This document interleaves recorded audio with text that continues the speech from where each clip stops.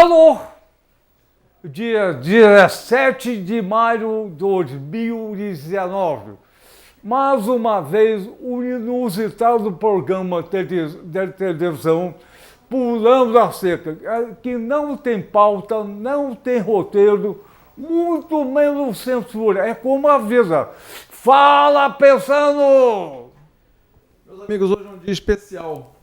Tem uma senhora com muitas histórias para contar. Então, você vai ver, tem muita experiência por aí. Se cobriu de lona, é circo. Se descobriu, é pulando a cerca. Vai com você, Daniel. Alô, então olha só. O programa é pequeno programa, uma grande bandeira. Aliás, por que pulando a cerca? Por cima, pelo meio, por baixo, que a gente enxerga do outro lado. Um muro a gente não enxerga. Mas pulando a cerca, por outro lado, a gente enxerga. E por outro lado tem o quê? Educação, saúde, justiça, cidadania, arte e prazer. Olha só, cada programa, que é o inusitado programa Pulando a Cerca, e tem sempre uma fração importante da população do Brasil. Aliás, que há 519 anos vem pulando a cerca. Olha só, o programa Pulando a Cerca, o apresentador sou eu, Daniel, historiante médico, o produtor, e olha só, eu sou o próprio Pulando a Cerca. Eu tive AVC, acidente vascular cerebral. É a doença que mais mata no Brasil e no mundo. E estou aqui pulando a cerca. Vamos chamar a competentíssima, gostosíssima, tesudíssima pessoa. Olha só. E uma grande surpresa. Mercedes Carrascal! Vem pular a cerca, Mercedes Carrascal! Vou pular porque meu pai não está aqui. Se estivesse, não me deixaria pular a cerca. Pula. Olha só. Bom dia, boa tarde, boa noite, programa repete. Olha só. Boa tarde, boa noite. Vamos começar. Mercedes Carrascal é mãe do grande jornalista Ricardo Boechat. Não. É direto. Direto, tá bom. Mercedes Carrascal. Sim. Há muita honra. Há muita honra. Você fez xixi? Fiz quê? Xixi. Não, porque é obrigado? Não, obrigado não é. Tá bom. Não obrigado, se não sou obrigada, não tenho necessidade. Fazer xixi é bom para pular cerca. Não sei, porque como eu não tenho muito hábito de pular cerca. Olha só, pular cerca pode ser Eu sei. sacanagem Bom sentido, pode ser no bom sentido. Ou superação. Lógico. Mercedes Carrascal, qual é a tua idade? 87 anos. Garoto, eu tenho 97. Eu sei, mas o senhor é Garoto. exceção. Olha só, Mercedes, e você nasceu aonde? Eu nasci em Buenos Aires em 1932, na Noite de Reis, como chamamos nós, que é a noite de 5 para 6 de janeiro, uma festa que é muito festejada nos países hispânicos. E quando as crianças botavam, hoje em dia não devem de botar tampouco, mas botávamos o sapato na janela para de manhã saber que tínhamos presentes. E com 4 anos, sou filha de espanhol, e mãe argentina, filha de italianos. E com 4 anos fomos morar no Uruguai, que era onde meu pai tinha os negócios. E me criei lá, por sorte, um país maravilhoso. É a base da minha formação, vamos dizer, política e de compreensão social e e de cidadania, porque era uma verdadeira democracia. Faz muitos anos que não moro lá, não posso falar do dia de hoje, mas acredito que as sementes jogadas num campo fértil deram bastante resultado. E lá fiz meu primário e parte do meu ginásio, porque passei 2 anos antes de entrar no ginásio, que minha mãe não me deixava atravessar avenidas, nem ruas de muito trânsito, aquelas coisas de mãe super protetora. Mãe é mãe, né? Sim, mãe é mãe, mas mãe tem que ter equilíbrio até na proteção. É verdade. Os filhos têm que ser preparados para a vida, não para a gente. Tem uma poesia do Khalil Gibran que ele diz: teus filhos não são teus filhos, eles vêm através de ti. Então, filho não é propriedade de mãe. E mãe tem que saber que tem que ir afrouxando a renda de a pouco e vigiando para ver se eles tomam o caminho certo. Mercedes, por que você veio ao Brasil? Porque casei com um brasileiro no Uruguai. Ah, sim. Meu pai não queria que eu viesse ao Brasil. E você teve quantos mães? Você teve quantos filhos? Eu tive 7. 7? 7 filhos. Diga o nome. Nomes: o mais velho é Carlos Roberto, Ricardo Eugênio, Alexandre Alceu, que era o nome do meu sogro, então eu botei para não criar problemas familiares. Sérgio, que são os últimos que nasceram aqui no Brasil, o Sérgio, e depois de 5 anos resolvi ter gêmeos, porque já não chegava para vir de um, começaram a vir de a 2, que é César e Dalton, que são meus caçulas, que estão com 55 anos agora. E você é professora? Não, Deus me livre de tratar com crianças ou com jovens. Mas você se formou aqui. Em serviços sociais. Social.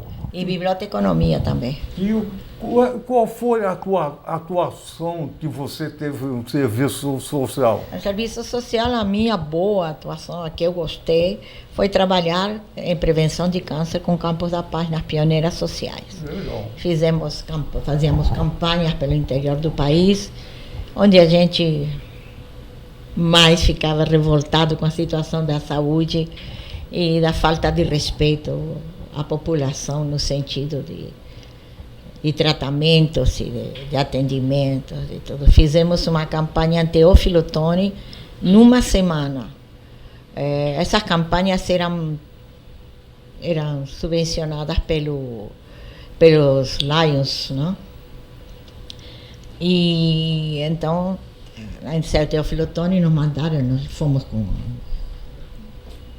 com a unidade foi a unidade móvel que eles tinham, que era um hospital tipo de campanha, onde parece que tinham sido doados pelo governo alemão para as colônias alemãs do sul, e elas que doaram depois para eles. E então fomos com a unidade móvel e um carro das pioneiras, com o carro das pioneiras, não sou muito... com o carro das pioneiras, e fomos para Teófilo Otoni, e eles contataram lá com 3 hospitais do local para ajudar na campanha, e conseguimos fazer prevenção ginecológica de 4.000 mulheres. Então, olha só. Numa semana. Então, Mercedes, já que você falou em mulher e mãe, eu sempre falei para você que você tem uma função muito mais importante que você imagina. Essa semana é a Semana das Mães. Domingo foi o Dia das Mães.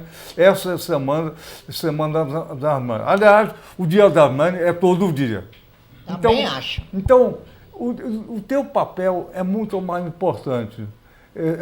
Representa as mães de pais desse país. Uma fação importante do pais e mães representa uma semente avante. Então, você tem esse papel que você representa e representa agora aqui o papel da mãe. O que significa a mãe para você? Bom, eu digo que ser mãe é uma função de ser fêmea, de ser mulher. E somos as procriadoras as que mantemos a perpetuação da espécie, como qualquer outra coisa, do ponto de vista físico. Agora, mãe, eu acho que mãe, a minha foi maravilhosa, com seus, como eu digo o senhor, com seus defeitinhos de cercear certas coisas, de querer ser super protetora, porque era filha única e, lógico, a gente tem muito medo de que a cria lhe aconteça alguma coisa. Agora, ser mãe depende da mulher. Tem mulher que tem filho para mostrar que é fértil, ou porque todo mundo tem, a sociedade cobra, coisa para. Tem outras que têm filho porque, infelizmente, houve algum percance e acabam tendo um filho. E tem aquelas que realmente programam, querem, desejam, ou tem aquelas que têm filhos por obrigação, porque são casadas, é uma função que eles desempenham. Então, ser mãe, o que eu acho que ser mãe é um bruto compromisso com a vida. E uma responsabilidade enorme. Porque a natureza nos entrega uma coisinha que às vezes são muito feinhos, mas que a gente acha bonitinho sempre. E que temos a obrigação de fazê-los ser homens e mulheres de bem. Agora, é o que eu digo, eles buscam seus caminhos, é difícil, porque a gente nunca sabe o que o filho da gente vai dar. Podemos, por casualidade, acertar e muitas vezes também errar. Não acredito em manuais de maternidade, nunca li um livro de como criar um filho, não sendo a libreta de casamento da minha terra, que ensina como criar, como... É muito engraçado, porque eles dão, quando a gente casa, nos dão um livrinho onde está anotado o nome do marido, da mulher, que é a libreta de casamento, como seria aqui o atestado de casamento, o certificado de casamento. E ali diz como a gente... Lógico, porque não sei se hoje em dia é feito, mas naquela época era, minha mãe tinha a dela, eu tinha a minha, porque era uma maneira de alcançar a educação dos direitos da mulher, dos direitos do homem, das obrigações de um com o outro, e de fazer um pré-natal onde não havia nem médico, porque dizia, recomendava as coisas que a gente tinha que fazer durante a gravidez, etc., etc., do parto, e ensinava a criar as crianças. Se era a criança que era para amamentar, a mulher que podia amamentar bem, mas havia muita mulher que morria de parto, ficava a criança, e outras que não tinham leite e que eram obrigadas a criar artificialmente. Então, ensinava como criar artificialmente a criança, tanto de água, tanto de leite na primeira semana, tanto de não sei o quê, como se faziam as coisas. O que eu acho que foi era muito interessante, porque pegava muito pessoal do interior que não tinha alcance naquela época a certas coisas. Então, ensina a criar, etc., etc. Agora, um livro que diga assim, porque ser mãe tem que fazer isto, aquilo, outro. Não, porque cada filho é um filho. Eu tive 7. Nenhum é igual ao outro.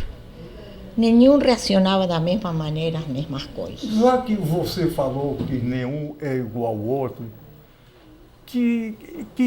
Mercedes, o que é ser mãe do Ricardo Boechat? Uma figura exponencial no jornalismo. O que é ser mãe do... Para mim, foi ser mãe como de qualquer outro filho. Quando me apresentavam, às vezes, muito a mania das pessoas que me apresentavam e diziam, sabe quem é ela? É a mãe do Ricardo Boechat. Eu digo, não, sou a mãe de 6 filhos, porque já minha filha tinha falecido. Eu sou mãe de 6 filhos Boechat, de qual você diz que eu sou mãe. Porque para mim meus filhos são todos iguais. Cada um tem características diferentes, porque é o que eu digo ao senhor, não todos são iguais.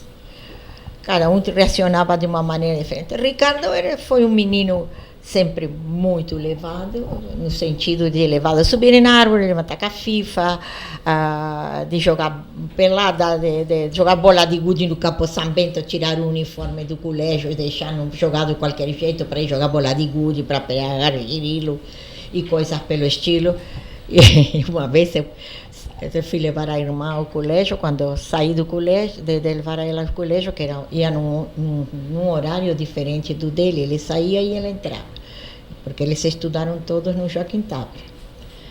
Aí eu vi no gramado a pasta de Ricardo, com os quichutes, as meias, a calça do colégio, a camisa do colégio, tudo jogado no gramado no Campo São Bento. Olhei, não achei, chamei, não apareceu. Eu peguei tudo e levei para casa. Quando chegou, eu fui buscar a irmã, ele não tinha aparecido. Mais tarde ele chegou em casa, já estava anoitecendo, de short, descalço. E começou a chorar. Mãe, me roubaram. Eu disse, sobe e toma um banho. Mamãe, me roubaram. Sobe, toma um banho. Não te roubaram, não. Fui eu que trouxe tuas coisas para casa. Porque você largou coisas que custam dinheiro no gramado. Aí ele parou de chorar, me olhou. Foi a senhora? Fui. Agora nunca mais você vai deixar a roupa no gramado. Então eu fui o tipo de mãe desse tipo, sabe? Eu não fui muito de passar mão em criança, nem nada disso. E não tinha muito tempo de dar colo, porque era um atrás do outro. Eu, em 7 anos e meio, tive 5 filhos, então não dava para muita paparicação. Era me preocupar com a comida, com a roupinha, com as 60 fraldas por dia, às vezes, para lavar. Então não havia tempo para bobagens. Ricardo foi um menino sempre, desde pequenininho, muito inteligente. Nunca falou meia língua, sempre falou claro, desde que começou a falar. Era muito observador, sempre foi muito observador. Um dia ele estava com 3 anos e meio, a irmã com 2 anos e meio, o mais velho com 4 anos. E eu estava grávida para nascer, isso foi véspera do nascimento do meu 4º filho. E eu tinha ido fazer visita na casa de uma comadre minha e voltávamos de ônibus. E eu subi ele no ônibus, já estava à noite, subiu o mais velho, subiu ele, subiu a irmã, e que estava querendo dormir. Aí subimos no ônibus, sentamos, e estava uma noite de verão bonita, com uma lua bem grande, isso era no Uruguai, estava com uma lua cheia, e ele olhou pela janela e falou assim, mamãe, por que o sol não sai de noite? Eu falei, não, porque de noite sai a lua. Aí ele disse assim para mim, sim, mas por que a lua e o sol não podem sair? Porque a lua, o sol não sai na mesma hora que a lua. Eu falei, não, porque eles não se dão bem, então um sai de noite, outro sai de dia. Aí ele olhou para mim e falou, e esse tal de Deus, quando é que sai? Eu disse, esse aí não sai, nunca está brigado com os dois. E acabou. Então, eu nunca ensinei meus filhos a rezar, nunca levei meus filhos para uma orientação religiosa. Eu sempre achei que eles tinham que se comportar como deviam se comportar, como cidadãos, faziam parte de um grupo social, não podiam fazer coisas erradas. Fui bastante rígida nisso. Teve que uma vez me disse que eu fui madrasta, que não fui mãe.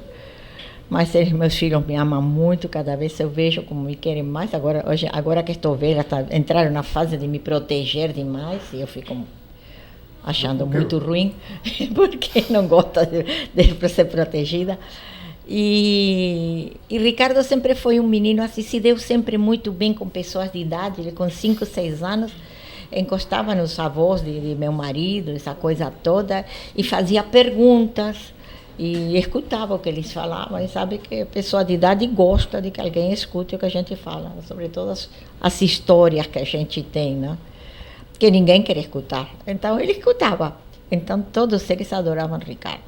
Tinha o tio Ioiô, que era o tio-avô de meu marido, e dizia assim, Mercedes, este menino vai longe. Eu dizia assim, longe com as palmadas que eu dou, porque era muito levado. levado no sentido de que tudo ele contestava as coisas, mas nunca foi um menino de agressividade, nunca brigou com ninguém na rua, nem com coleguinhas, nem nada, ele não era de briga. Ricardo nunca foi menino de briga. E sempre se destacou muito no colégio. Aliás, no Joaquim Távora eles queriam jogá-lo para o Baltazar Bernardino, porque ele incomodava. Incomodava porque aí eu disse, não, você não vai jogar meu filho a outro colégio, porque eu ganhei a vaga aqui dormindo numa fila. Assim que ele tem direito à sua vaga, senão você não pode tirar daqui. Parece que estamos fazendo uma seleção neste colégio, era uma tal de Maria José, uma mulher, uma elitista, infeliz, que se esquecia que estava num colégio público, senhor me desculpe. E eu, como vinha de outra realidade, no Uruguai a gente não fazia diferença no colégio com ninguém, sentava ao lado do filho do médico, como do filho do político, como do filho do lixeiro, do padeiro, do que fosse, estávamos todos juntos. E nunca houve entre a gente esse tipo de coisa, nunca vi esse tipo de coisa. E acontece simplesmente que aqui ela queria selecionar os meninos do colégio, que fossem todos... Aliás, ela mandava os meninos da favela, quando estavam com meias, depois de estar dentro do colégio, ela botava na rua para ir para casa. O que, se fizesse isso com um filho meu, ela ia para a cadeia. Porque depois que uma criança entra na escola, a responsabilidade da criança é da escola. Os pais entregam os filhos numa escola, então a escola tem a obrigação de cuidar desse filho deles até que vão buscar. Então, esse sistema eu não tinha visto nunca na vida, eu me chocava muito. Quando eu vim aqui ao Brasil, fiquei chocada com muitas coisas. Eu achava que era o melhor país do mundo, disse que veio para ser a primeira potência do mundo, porque é um país rico em seu solo, um material humano muito bom, mas em certas coisas, certos hábitos, certas coisas, eu ficava muito assustada, porque não era nada do que eu tinha vivido, nem o que tinha aprendido a ser como correto. E então, aí elas quiseram mandá-lo para a escola. Aí eu fui falar, eu falei, não vai não. Mas é que a escola está fazendo uma seleção de alunos e seu filho não interessa para a escola. Aí eu disse, não interessa? Muito bem, a senhora vai expulsá-lo. A senhora faz um processo de expulsão do menino da escola. E eu vou entrar na justiça para saber se a senhora pode justificar a expulsão do menino. Porque eu não aceito a transferência, ele não vai ser transferido. Aí fui falar com a professora. Falei, escuta aqui, o que está vendo? Não, porque mandaram fazer uma lista das crianças mais levadas, não sei quanto, não sei o quê. Falei, bom, o que meu filho faz? Meu filho fala palavrão na aula, meu filho te falta o respeito. O que meu filho faz? Não, é porque a gente explica, e como ele pega logo, quando eu vou explicar a segunda vez, ele já fica olhando para trás, faz caretas, ele tinha muita mania de... Ele tem uma boca larga, ele abria a boca assim, parecia... chamavam ele de pato feio no coisa, porque parecia um patinho quando eu puxava a boca de um lado e de outro. O apelido dele era Pato. Pato feio. Depois foi com Pato. Então, acontece que ele fazia careta para os colegas riam, se distraíam, lógico, incomodava a professora. Aí eu falei com ela, o problema é teu. Chama ele para frente e pede para te ajudar a explicar. Bom, não saiu do colégio. Mas Ricardo era um menino assim, era diferente dos outros. Muito diferente nesse sentido, porque ele, todos sabiam agora, era péssimo em português, mas excelente em redação. Ganhava prêmio em todas as redações no centro educacional. Agora, em ortografia, era um desastre. Era um desastre mesmo. Ele tinha essas coisas assim, mas sempre teve, sem ser assim de se expor nem nada, ele tinha uma liderança muito grande, engraçado. Os colegas, o senhor conhece colegas dele de colégio, de ginásio, e ele atraía os outros colegas com a maneira dele ser. Ele era seguido pelos outros meninos, ele era assim, ele foi muito amigo de Popó, porque era bem mais velho que ele, mas ele se agarrava, porque tinha um papo que não era o papo dos meninos, entende? Porque ele precisava, era como se fosse uma pessoa que precisasse das coisas das pessoas mais velhas. Ele queria saber, ele queria ter conhecimento, ele queria absorver as coisas. Mas foi um menino que de brincar, de coisas, tá. Ele questionava muitas coisas, achava ridículas as outras, e eu morria de rir às vezes com as coisas dele. Ele começou uma vez, tinha um coleguinha que era filho de portugueses e muito católico. E como eu não levei nunca nenhuma igreja, porque eu acho que religião é uma coisa que a gente tem que acreditar, não pode ser imposta. Eu não sou católica porque meus pais são católicos.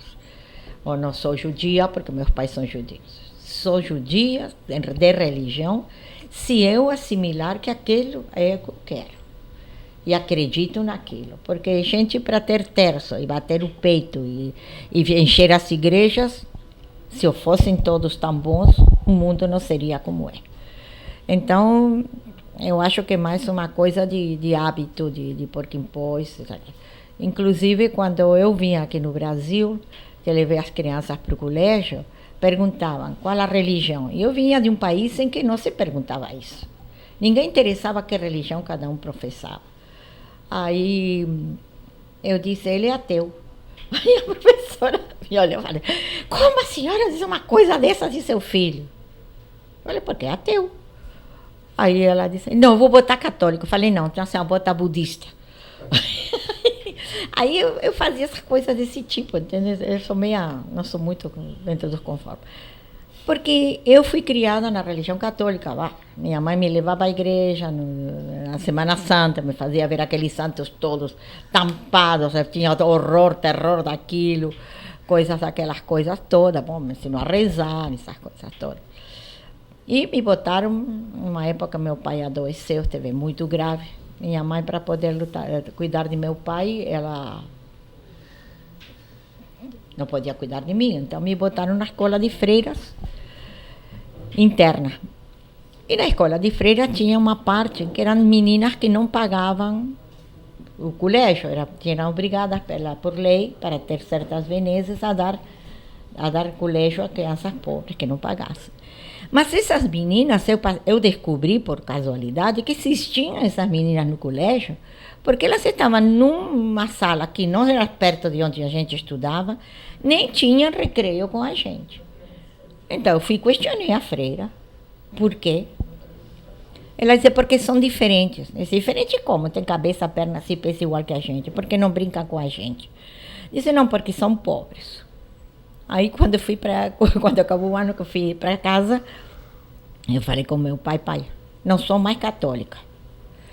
Meu pai, que era espanhol, como que você não é mais católica? Eu falei, não, o Deus dela não me serve, não é meu Deus. Eu não quero um Deus que faça essas coisas. Aí meu pai gritou para minha mãe, vem cá, tua filha é uma sufragista. Eu não sabia nem o que era ser sufragista. Mas por quê? Porque eu me rebelava com as coisas e eu não queria. As freiras me chamaram para voltar e eu disse, não, madre, muito obrigada, mas não quero ir para o colégio público. Porque não me encontrava naquilo. Então, eu acho que casei com um cara que era comunista também, não foi nem batizado. Então a coisa piorou, né? Aí não ensinei os meninos nunca a rezar. Então, mas o Abilinho levava ele para a igreja quando eu saía da escola. E ele ia, porque ia ver aquilo tudo, tá? Até chegava em casa assombrado, me fazia perguntas. Tá? Aí um dia entrou e falou, mamãe, a senhora se disfarçou quando casou com o papai? Eu falei, como? Disse, sim, porque estava com o Abilinho na igreja e entrou uma mulher disfarçada. Estava casando. Eu falei, não, eu não casei por igreja, assim que não me disfarcei. Então ele tinha essas coisas, esse tipo de pergunta. Possivelmente porque a gente não comentava certas coisas, não dava importância a certas coisas. Mas ele foi sempre um menino muito inquieto, sempre buscando as coisas. E Ricardo não fez faculdade. Ricardo acabou o segundo ciclo porque forcei e foi procurar trabalho. E foi quando o pai de uma colega dele, que comprava redações dele, todas, porque dizia que ele ia ser famoso. E falou, Ricardo, por que você não vai tentar fazer jornalismo? Você escrever tão bem. Disse, eu vou te dar uma recomendação para um conhecido meu. E parece que era de diário de notícias, não sei o quê. Ele entrou lá sem ganhar nada, mandavam ele esperar os meninos que saíam de fazer as provas do artigo 99, essa coisa toda, para ver como tinha ido, como eram as provas, e começou assim, com um terninho que tinha ganho, que era grande para ele, uma camisa do pai, o pescoço era assim, o dele era assim magrinho. O Ricardo pesava, quando época do serviço militar, não chegava a 45 quilos. Assim que não fez serviço militar, aliás, nenhum filho meu fez serviço militar, nenhum dos 6. E a verdade é essa, quer dizer, ele foi trabalhar por conta própria, eu nunca disse a meus filhos que não trabalhassem. Quero trabalhar, trabalha. Quero vender peixe, vai vender peixe. Quero fazer, vai fazer. Contar-lhe que as notas do colégio não descessem, fizesse o que quiser. Isso foi a minha maneira de pensar. Porque eu acho que o hábito do trabalho se começa desde pequeno. Se o senhor não ensina as crianças a ter obrigações dentro de casa, a ajudar, eles acham que são reizinhos, que todo mundo tem que servi-los. E não, porque mãe não é empregada de filho. Mãe é mãe. E eles têm que ajudar e colaborar na casa. Eu tinha empregado, mas eles tinham que fazer sua parte. E eu sempre achei que...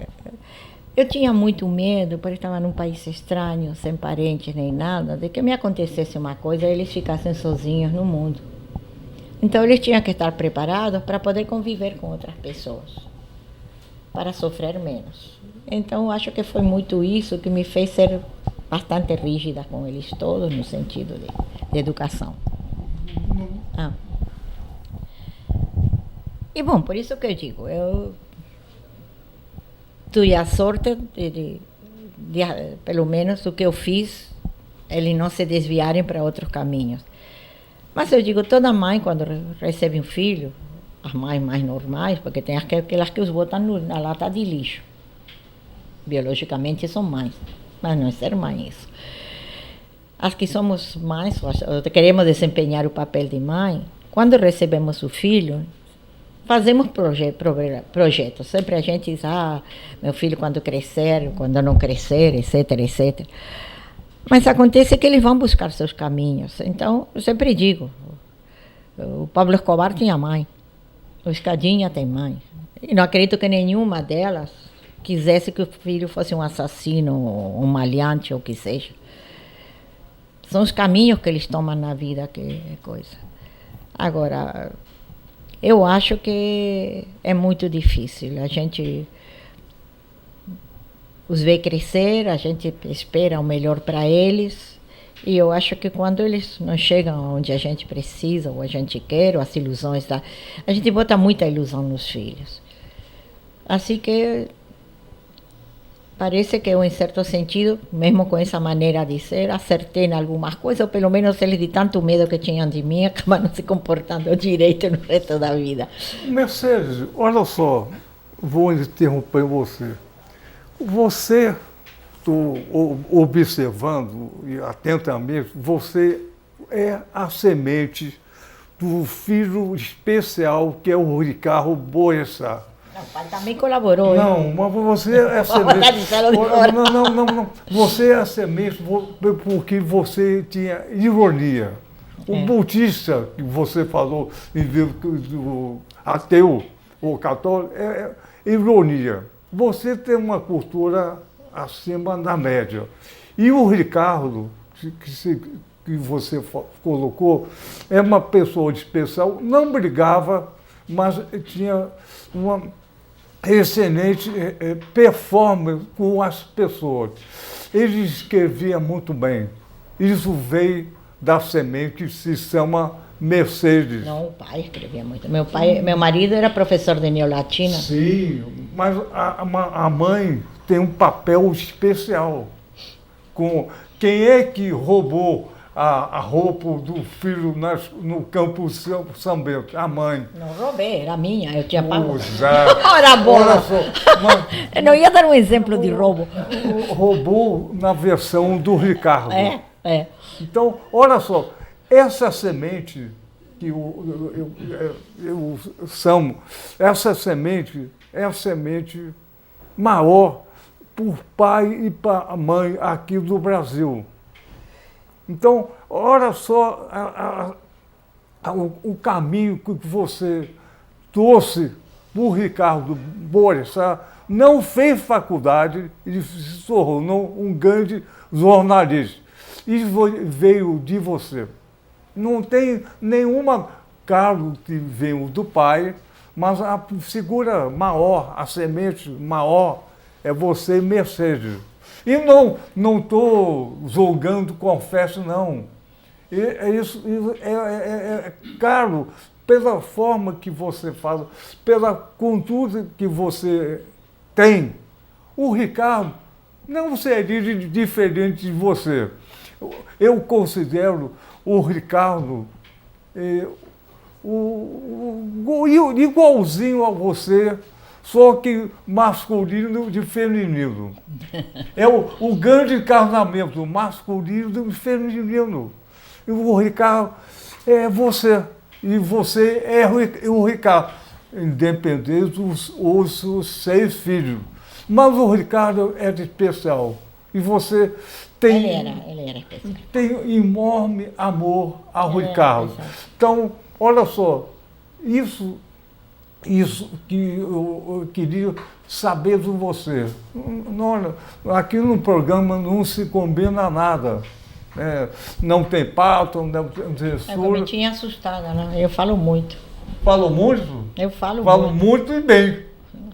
Bem. E o Ricardo falava muito bem. Sabe o que eu quero dizer? Uma coisa.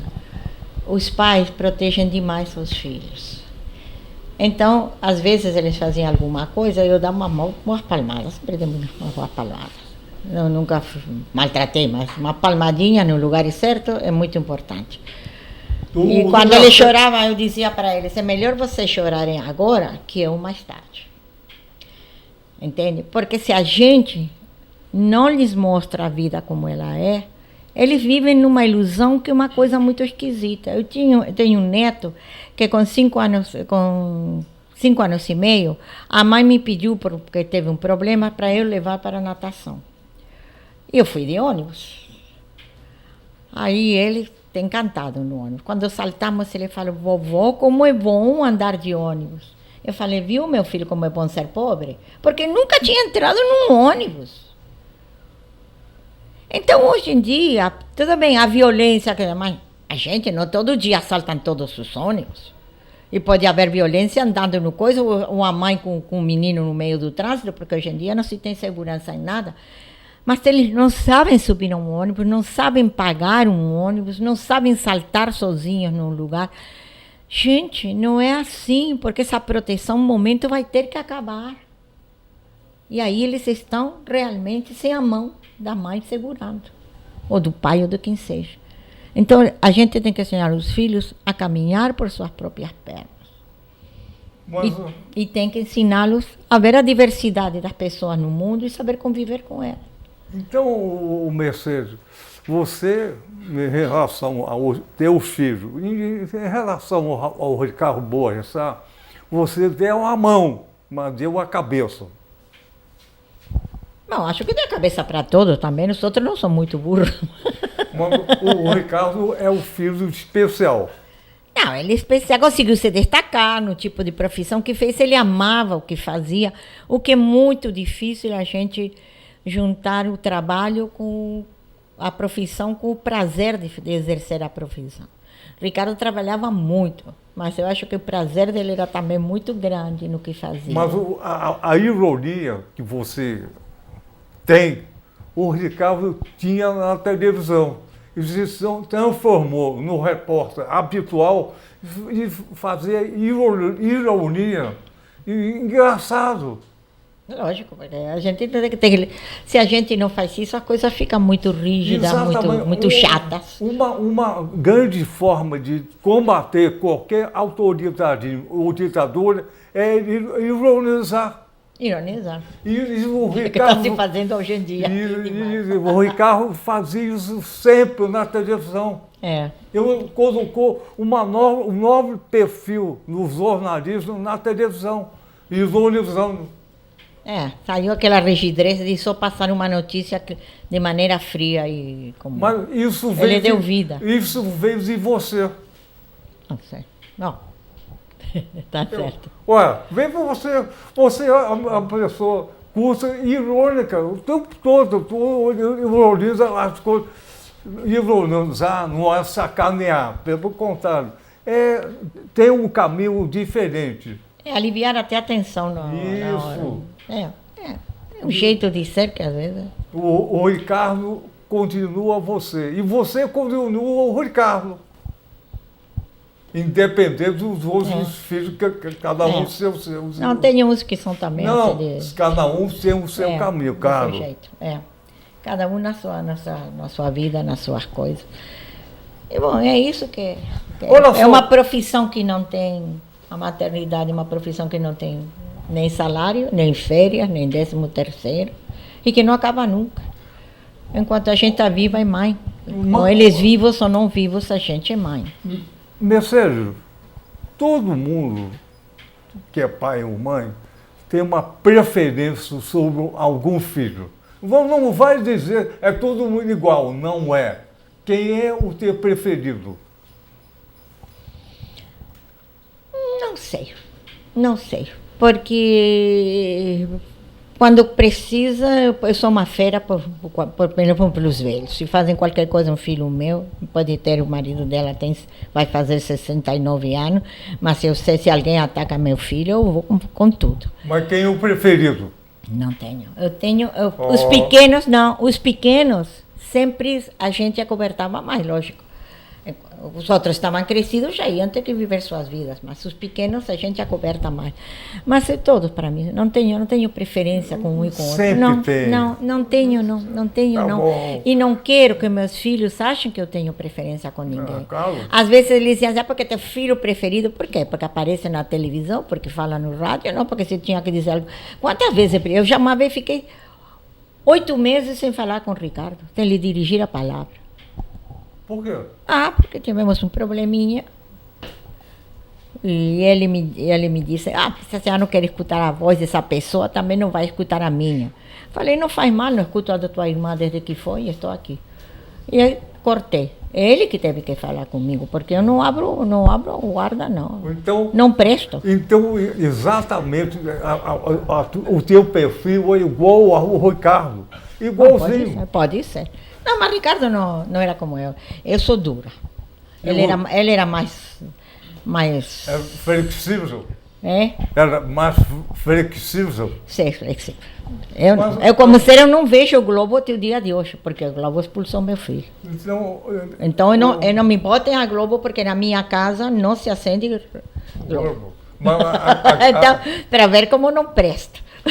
Mas também era aquilo que eu digo. Olha só, aqui no Pulando a Cerca se fala eu. Eu fiz, eu não fiz, eu queria, eu não queria, e conseguiu ou não. Televisão comercial, Globo, fala ele, aqui é eu. Então, isso aqui é história. A história vai guardar isso. Então, é um pequeno programa, uma grande bandeira. Olha só, o tempo do Pulando a Cerca, 45 minutos. Um tempo de futebol.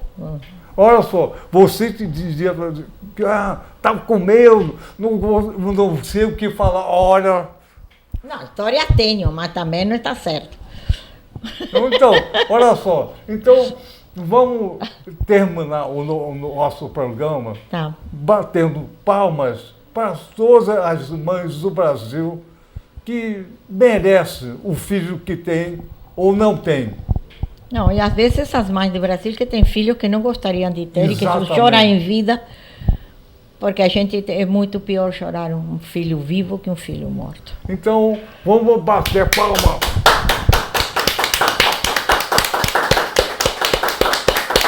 Olha só, Mercedes, vamos terminar o nosso programa pulando a cerca, Vamos pular a cerca.